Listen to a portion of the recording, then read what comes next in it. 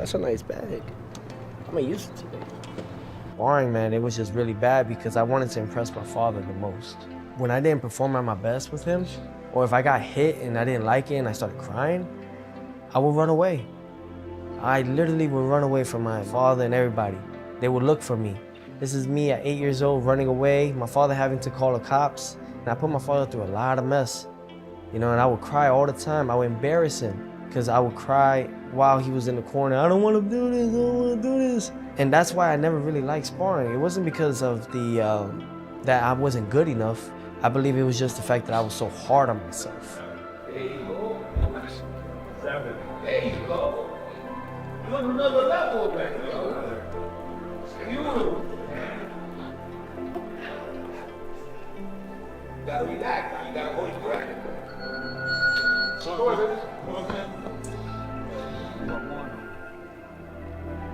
When you look at how Teofimo Lopez is training for Shakur, you can tell this camp isn't about explosions anymore. It's about surviving his own instincts. Pero jamás, man. You gotta listen to my mouth. I haven't felt. You need to go to the field and live in that fucking field. Okay. Live in it. Okay. No motherfucking, no health spa, no freaking none of that shit. Okay. No health quest. I want you living in that field. That's all we need, bro. Coach ain't having it today. No, bro, because I see what's going on, bro. 1, 2. Come out with the hook. Okay. Slip, slip, slip.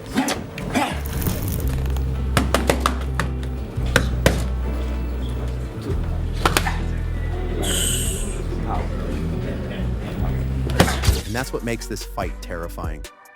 Not the power, not the hype, but the control. When instincts meet discipline, something breaks. We'll find out whose world collapses when the bell rings. If you felt that tension, smash like, subscribe, and drop your prediction in the comments. This isn't a hype reel, this isn't a highlight package.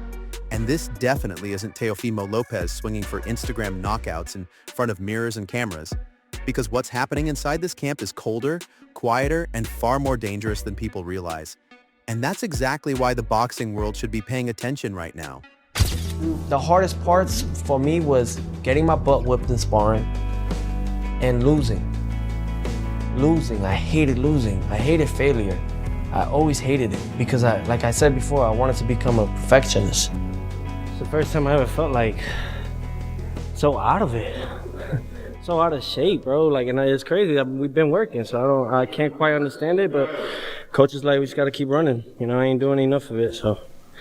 You know, but other than that, you know, it's just part of it. There's a reason why we start, you know, before, you know, we do all this stuff too, you know. It's to make sure that we prevent any of these things happening when it comes to an actual fight. Because Teofimo isn't training to look explosive.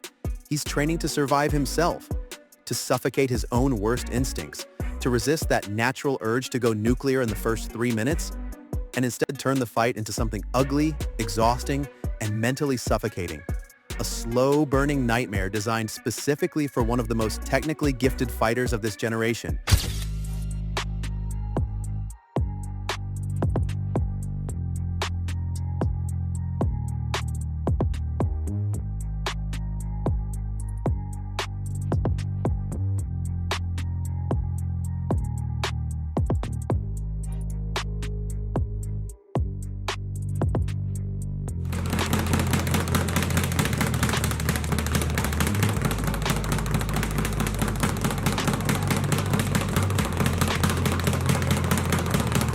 Shakur Stevenson.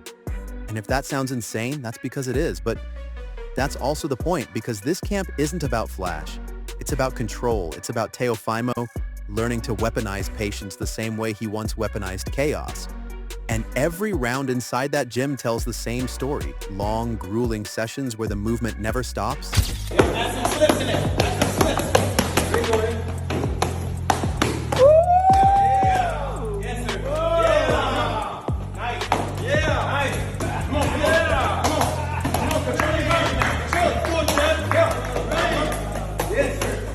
You know, my mind is limitless, though. You know, so then again, it's like I could always succeed to another level with it, you know, and exceed to it. So it's really just trying to just keep it going, you know, keep moving forward throughout the whole time and throughout the whole process, and mainly just have fun with it. You know, you gotta have fun with what you do. You know, I love this. You know, I haven't stopped doing what I've done because of the fact that I enjoy what I do. You know, this has been 20 years in the making. Where the pressure never eases, where Teofimo keeps stepping forward even when his lungs are screaming and his legs are begging him to sit down. Because this fight isn't about who hits harder early, it's about who can stay disciplined when nothing comes easy. And that's where the real brutality lives. Not in the knockout clips, but in the grind that breaks fighters down round by round. And that's why his trainers are intentionally making things messy, intentionally uncomfortable, intentionally.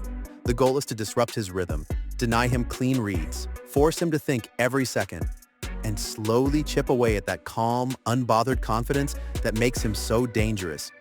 And that's also why Teofimo is breaking old habits, stripping away the big looping shots and highlight hunting swings, replacing them with smaller steps, tighter punches, compact combinations that don't look dramatic but add up fast. 1, 2. Right hand again. Give me that right hand, baby. Give me that right hand. Don't show it.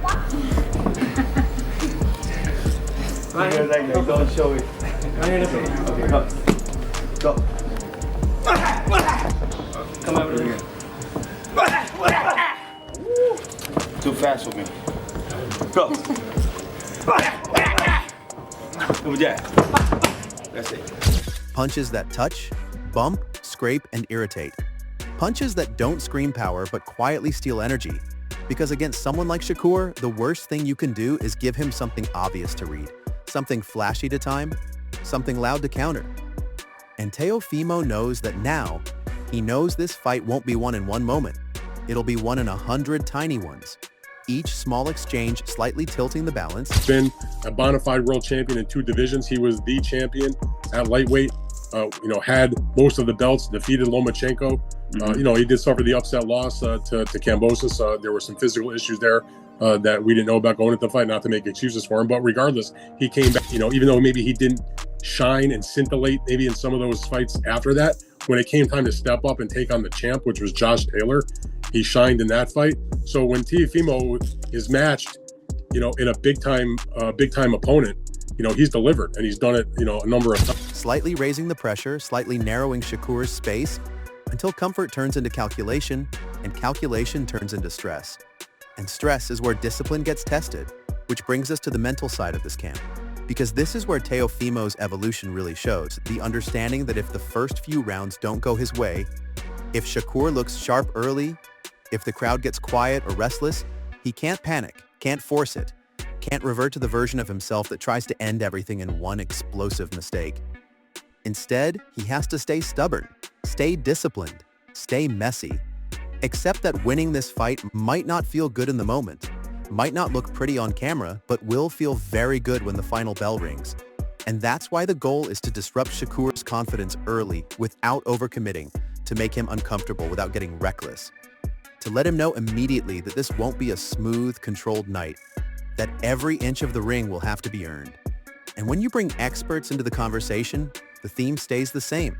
Because even seasoned observers see how dangerous this setup is, with Dan Rafael pointing out that both fighters have a history of rising in big moments. He gets the job done.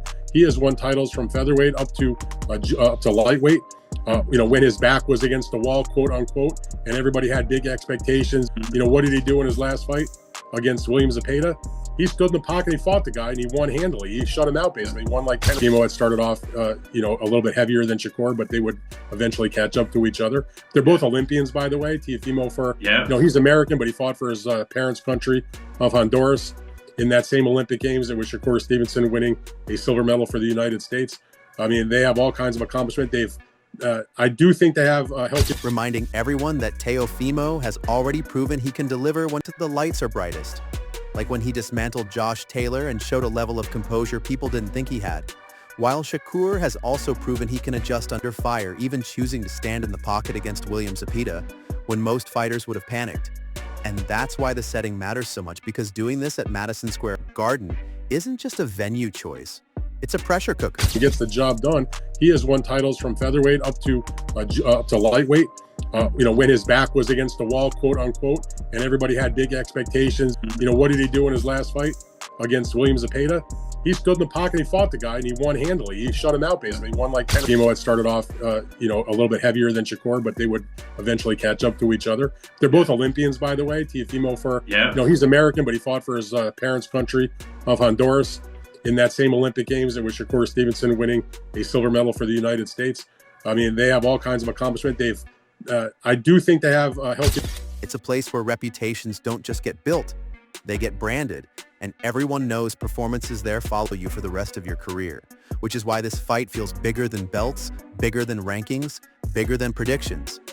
It feels like a referendum on styles, on patience versus perfection, on chaos versus control, and that tension is exactly what Lonnie B taps into when he breaks it down, praising Shakur's near-flawless ability to throw punches without telegraphing, the way his shots seem to appear out of nowhere, but also warning that Teofimo's athleticism is unpredictable in a way that can't be simulated, comparing him to Roy Jones Jr. Fight that belonged in America, and it didn't belong in Las Vegas, it belongs in New York City. At Madison Square Garden, Teofimo was from Brooklyn. Shakur is from Newark, New Jersey, which is a 5-minute train ride from Midtown Manhattan. I mean, it's got everything you want to see. The Garden hasn't had a lot of big fights in the main arena over the last few years. The last one they had was the third fight between Katie Taylor and Serrano. But before that, it'd been, a couple years, I think, since they had a main arena fight. So this is a big time. Listen, both are extraordinary talents. Extraordinary talents.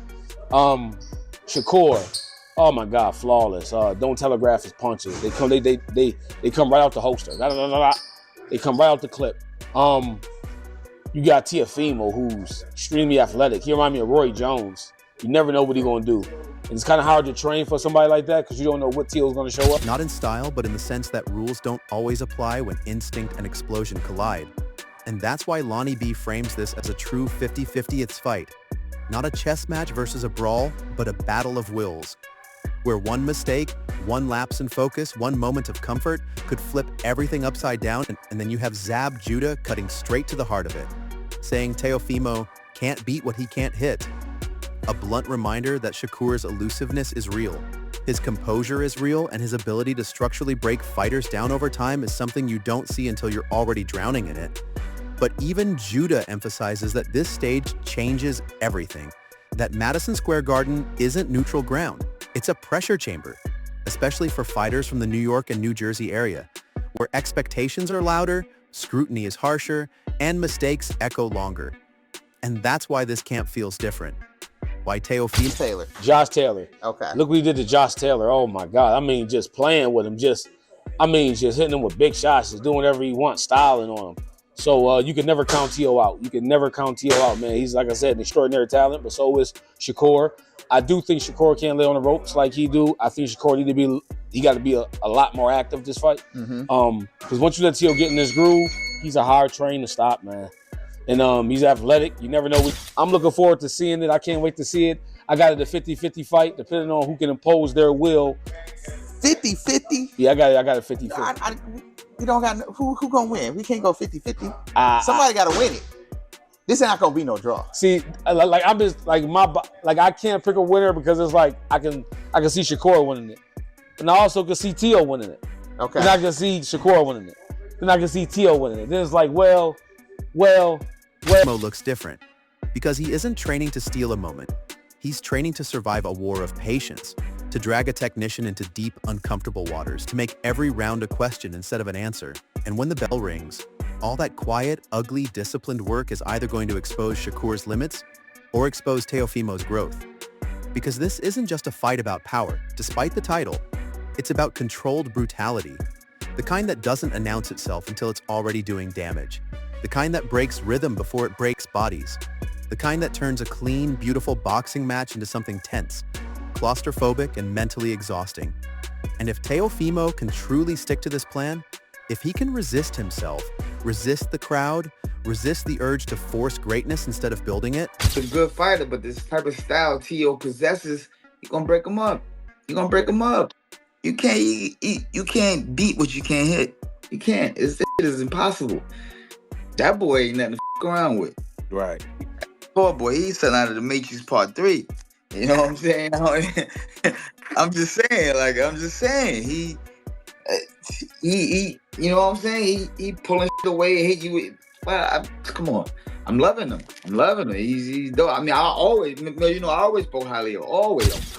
Buddy McGirt says it has to happen in the Garden. What do you think? 100%. That only makes sense. That only makes sense. That's a Garden 100% fight.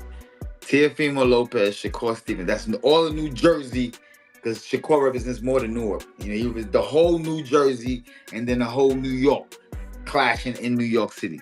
I like it at the Barclays. Then this fight stops being about what Shakur does best and starts becoming about what Shakur can endure. And that's the real danger. That's the real threat.